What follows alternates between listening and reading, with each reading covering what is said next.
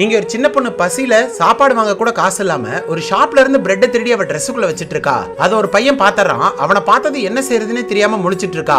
அதுக்குள்ள ஓனர் வந்து அந்த பொண்ணை கையும் களவுமா பிடிச்சிடுறாரு. அவளை உடனே அவரோட ஆபீஸ் ரூமுக்கு கூட்டிட்டு போறாரு. உள்ள போய் உங்க அப்பா அம்மா வந்தாதான் உன்னை விடுவேன்னு சொல்லி மிரட்டிட்டு இருக்காரு. ஆனா இவ பார்க்கவே சின்ன பொண்ணா இருக்கான்னு பாவம் பார்த்து அவரோட வைஃப் அவரை சமாதானப்படுத்திட்டு அந்த பிரெட்டை அவகிட்டே கொடுத்து அனுப்பிடுறாங்க. அவ வெளியில வந்ததா அதை அவ சாப்பிட போறான்னு பார்த்தா அதை அவ தங்கச்சிட்ட கொடுத்துறா.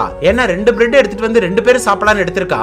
ஆனா அந்த லேடி போனா போதுன்னு பாவம் பார்த்து ஒரு பிரெட் தான் கொடுத்து அனுப்பியிருக்காங்க. சோ அதை அவ தங்கச்சிட்ட கொடுத்துட்டு அன்னைக்கு ஃபுல்லா இவ எதுவும் சாப்பிடாம ரொம்ப பசியில டயர்ட் ஆயிடுறா. இது எல்லாத்தையும் தூரத்துல இருந்து இந்த பையன் பாத்துக்கிட்டே தான் இருக்கான். ஆக்சுவலா இந்த பொண்ணோட அப்பா அம்மா 2 பேரும் சண்டை போட்டு பிரிஞ்சிடறாங்க.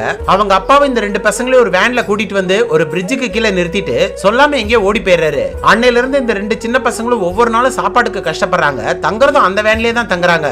இப்ப இந்த பையனுக்கு வீட்டுக்கு போயும் இவளோட நிலைமையை நினைச்சு சாப்பிட கூட தோண மாட்டேங்குது. ஏன்னா இவனுக்கு கேட்டதெல்லாம் வாங்கி தரத்துக்கு இவங்க அப்பா அம்மா இருக்காங்க. போதும் போதுங்கிற அளவுக்கு ஸ்நாக்ஸ் சாப்பாடு எல்லாமே கிடைக்குது.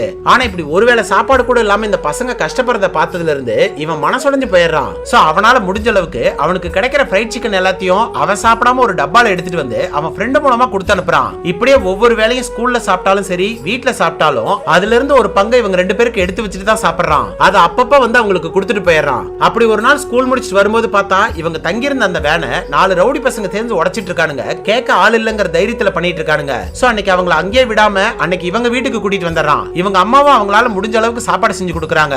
ஆனா இந்த பொண்ணுக்கு யாரோ ஒருத்தருக்கு நம்ம பாரமா இருக்க கூடாதுன்னு தப்பான முடிவு எடுக்க போயிடுறா. அது தெரிஞ்ச அந்த சின்ன பொண்ணு கத்தி அழுவுறா. கடைசியில இந்த பையனோட ஃபேமிலி ஹெல்ப்பால 2 பேருமே ஒரு ஆசிரமத்துல சேர்ந்துடுறாங்க.